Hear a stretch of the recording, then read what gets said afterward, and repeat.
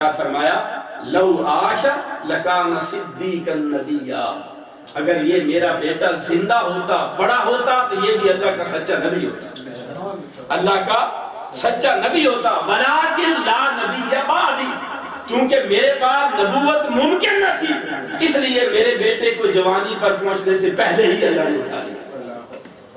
تو حضور علیہ السلام کی ختم نبوت کا تقاضا تھا کہ آپ کی اولاد میں سے کسی کو بھی اللہ رب العزت نے سن شعور تک نہیں پہنچنے دی۔ یہی وجہ ہے کہ حضرت اسماعیل کہتے ہیں کہ میں نے ابھی اوفا سے پوچھا رأیت ابراہیم ابن نبی اللہ، کیا آپ نے آقا علیہ السلام کے بیٹے حضرت ابراہیم علیہ السلام کو دیکھا تھا؟ سنن ابن ماجہ کی حدیث ہے، کتاب ما جاء فی الجنائز، اس کے اندر آئی تو وہ کہتے ہیں پہلی جلد ہے، صفحہ نمبر 484 اور حدیث نمبر 1510 سنن ابن ماجہ کا۔ وہ کہتے ہیں کہ میں نے، حضرت اسماعیل کہتے ہیں کہ میں نے ابن ابی اوفا سے پوچھا کہ آپ نے آقا علیہ السلام کے بیٹے حضرت ابراہیم کو دیکھا تھا؟ انہوں نے جواب دیا، ابن اوفا نے، وہ کہتے ہیں قال مات صغیرا، حضور علیہ السلام کے اس بیٹے کی بچپن میں ہی موت ہو گئی تھی، وہ بچپن میں وصال فرما گئے تھے۔ وَلَوْ قُضِيَ أَن يَكُونَ بَعْدَ مُحَمَّدٍ نَبِيٌّ عَاشَ، اگر اللہ کا یہ فیصلہ ہوتا کہ میرے محبوب محمد کے بعد کسی نے نبی ہونا ہے تو وہ زندہ رہتا۔ اگر حضور کے ختم نبوت نہ ہوتی، اگر آقا علیہ السلام کے بعد نبوت کا دروازہ کھلا ہوتا اور کسی اور نے نبی آنا ہوتا، وہ کہتے ہیں ان یکون ولو قضی ان یکون بعد محمد نبی عاش، اگر اللہ کا فیصلہ یہ ہوتا کہ میرے محبوب کے بعد کوئی اور نبی بھی آئے گا تو ابراہیم زیادہ حقدار تھا کہ اس کو زندہ رکھا جاتا، وہ حقدار تھا کہ اس کو زندہ رکھا جاتا۔ عاش حضور کا بیٹا حقدار تھا، اگر ختم نبوت نہ ہوتی اور حضور کے اوپر دروازہ نبوت کو بند نہ کرنا ہوتا، حضور کا بیٹا زیادہ حقدار تھا کہ اس کو زندہ رکھا جاتا، مگر چونکہ حضور پر ختم نبوت ہو گئی تو ختم نبوت کی وجہ سے آپ کے بیٹے کو اللہ پاک نے بچپن میں ہی اٹھا لیا، بچپن میں اٹھا لیا۔ یہ قرآن مجید کا وہ مقام ہے جس کو بڑے واضح کے ساتھ بیان کرتا ہے۔ کیا یہاں پر ایک بات اور سمجھنے والی ہے، اب آقا علیہ السلام کی ابوت کی نفی کی اللہ رب العزت نے، ما کان محمد ابا احد کہا کہ تم مردوں میں سے کسی جوان کے وہ باپ نہیں، ابوت کی نفی کی آقا علیہ السلام سے۔ کس سے کی؟ حضور علیہ السلام سے ابوت کی نفی کی۔ یہی نفی اللہ رب العزت نے اپنے لیے بھی کی ہے، ابوت کی نفی، باپ ہونے کی نفی محبوب کے لیے بھی کی اور باپ ہونے کی نفی اللہ رب العزت نے اپنے لیے بھی، بولیے نا، کی ہے کہ اللہ رب العزت کسی کا باپ نہیں ہے۔ اللہ پاک نے اپنے لیے ابوت کی نفی کی، کیوں کی؟ سوال پیدا ہوتا ہے، اس لیے کہ اللہ رب العزت کے لیے بھی باپ مانے جا رہے، اللہ رب العزت کو بھی باپ کہا جا رہا ہے۔ کیا یہودیوں نے، قرآن کہتا ہے قالت الیہود عزیر ابن اللہ، یہودی کہنے لگے کہ حضرت عزیر علیہ السلام اللہ کے بیٹے ہیں، تو کیا اللہ رب العزت کو عزیر علیہ السلام کا باپ کہا گیا یا نہ کہا گیا؟ ہے جی کہا گیا۔ وقالت النصارى المسیح ابن اللہ، اور عیسائی کہنے لگے کہ حضرت عیسیٰ علیہ السلام اللہ کے بیٹے، اللہ کے بیٹے، مگر اللہ رب العزت ارشاد فرماتا ہے، وہ ابنیت کی کلیت نفی کرتا ہے، وہ کہتا ہے لم یلد، میں نے کسی کو نہیں جنا، میں کسی کا باپ نہیں ہوں، ولم یولد، میں کسی کا بیٹا نہیں ہوں، تو وہ تو باپ ہونے سے پاک ہے، یہ بیٹا بنا رہے تھے۔ اب ابنیت کی نفی کیوں کی گئی اس پر غور کریں، جس طرح میں لانا چاہتا ہوں۔ اگر اللہ رب العزت کے بیٹے ہونے کی نفی اس لیے، اگر اللہ رب العزت کا بیٹا ہوتا، اور یہی وجہ ہے آقا علیہ السلام کی زبان سے بھی کروایا، حضور علیہ السلام نے فرمایا کل، اللہ پاک نے ارشاد فرمایا سورہ زخرف کے اندر، کل ان کان للرحمن ولد فانا اول العابدین، میرے حبیب نے فرما دے کہ اگر اللہ رب العزت کا بیٹا ہوتا تو میں سب سے پہلے اس کی عبادت کرتا۔ حضور نے فرمایا اللہ رب العزت کا اگر بیٹا ہوتا تو میں سب سے پہلے اس کی عبادت کرتا۔ کیوں؟ اس لیے کہ اگر اللہ کا بیٹا ہوتا تو وہ نافرمان ہونا تو اس کا نام محال تھا نا، بولیے اگر اللہ کا بیٹا ہوتا تو فرما بردار ہوتا یا نافرمان ہوتا؟ جی اگر فرما بردار ہوتا، اب بیٹے کو باپ کے ساتھ ایک جزئیت اور نسبت ہوتی ہے یا نہیں ہوتی؟ اگر اللہ کا بیٹا ہوتا اور اللہ رب العزت معبود ہے تو بیٹا بھی معبود ہوتا یا نہ ہوتا؟ اور نافرمان بھی نہ ہوتا؟ یہ ممکن نہیں کہ خدا کا بیٹا ہو اور نافرمان ہو، استغفر اللہ، نافرمان بھی نہیں، اللہ کا بیٹا ہے اور بیٹے کو باپ سے جزئیت ہوتی ہے۔ اگر معاذ اللہ خدا کا بیٹا ہوتا اور بیٹا ہو کر وہ خدا نہ ہوتا تو یہ اللہ رب العزت کی شان کے منافی تھا کہ اپنے بیٹے کو خدا نہ بنا سکا، استغفر اللہ، یہ اس کے کمال کے منافی تھا کہ اپنے بیٹے کو خدا ہی نہ دے سکا۔ اس نے کہا کہ اگر بیٹا ہو اور بیٹا خدا ہو جائے تو میں لا شریک نہیں رہتا، میں لا شریک نہیں رہتا، میری توحید نہیں بچتی۔ اگر توحید کو بچانا ہے اس کا ایک ہی طریقہ ہے کہ میرا بیٹا ہی نہ ہو۔ اپنی توحید کی بچت کے لیے اس نے باپ ہونے سے انکار کر دیا، تو اپنی توحید کا اعلان کرنا تھا، اس لیے اس نے کہا لوگوں لم یلد، میں کسی کا باپ نہیں ہوں۔ جب محبوب کی ختم نبوت آئی اور ختم نبوت کو بچانا تھا تو کہا میرا محبوب بھی کسی کا باپ نہیں ہے۔ نعرہ تکبیر، نعرہ رسالت، یا رسول اللہ۔ یہ اللہ رب العزت نے آقا علیہ السلام کے ختم نبوت کی نفی اس لیے کی، اگر بیٹا ہوتا نبی نہ ہوتا تو میرے محبوب کی شان کم ہوتی۔ بالکل اسی طرح اگر میرا بیٹا ہوتا اور خدا ہوتا تو میری توحید بچ نہ سکتی تھی، وہ شرک ہو جاتا۔ بلکہ دو خداؤں میں قرآن کہتا ہے لو کان فیہما آلہۃ الا اللہ لفسدتا، قرآن کہتا ہے اگر اس کائنات میں دو خدا ہوتے تو جھگڑا پیدا ہو جاتا، فساد برپا ہو جاتا۔ کیوں؟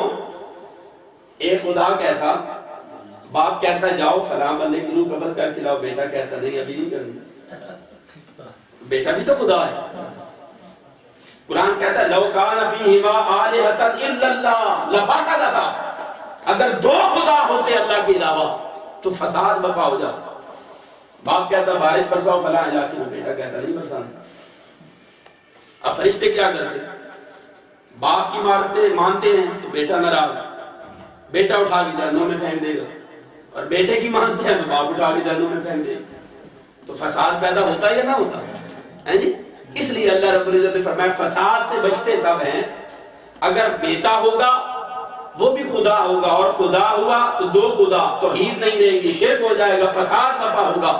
جس طرح اس نے اپنی توحید کو فساد سے بچانے کے لیے بیٹے کی نفی کی، اسی طرح قیامت تک کے لیے امت کو دوسری نبوت سے بے نیاز کر دیا۔ اب اگر کوئی میرے محبوب تیرے بعد نبوت کا دعویٰ کرے گا تو وہ کائنات میں فساد کا باعث کرے گا، اس لیے کہ تیرے اوپر ختم نبوت ہو گئی، اب تیرے بعد کسی کی نبوت اور رسالت ممکن نہیں ہے۔ اب آقا علیہ السلام کی ختم نبوت قیامت تک کے لیے، قیامت تک کے لیے آقا علیہ السلام امت کے روحانی باپ ہیں، حضور کا فیض قیامت تک کے لیے، قیامت تک کے لیے حضور علیہ السلام کی ختم نبوت قیامت تک کے لیے۔ اور خاتم النبیین بعد میں لایا گیا کہ خاتم النبیین ہے، نبی عام ہوتا ہے، بولیے نبی کیا ہوتا ہے؟ عام ہوتا ہے۔ رسول خاص ہوتا ہے، رسول کیا ہوتا ہے؟ ہر رسول نبی ہوتا ہے مگر ہر نبی رسول نہیں ہوتا۔ آخر میں خاتم النبیین کہا، ما کان محمد ابا احد من رجالکم ولکن رسول اللہ، اللہ کے رسول ہیں، آخری نبی ہے، آخری نبی ہے۔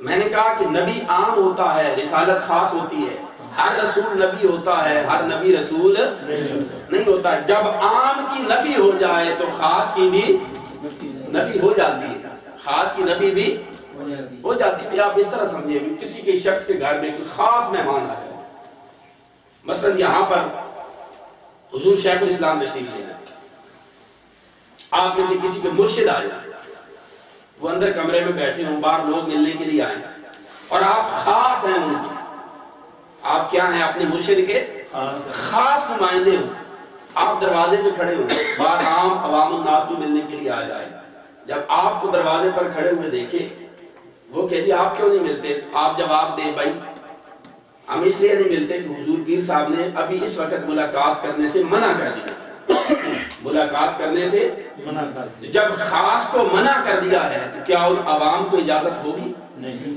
بولیے نہیں جب خاص کی نفی ہو جائے تو عام کی نفی بھی بدل جائے اولا ہو جاتی ہے۔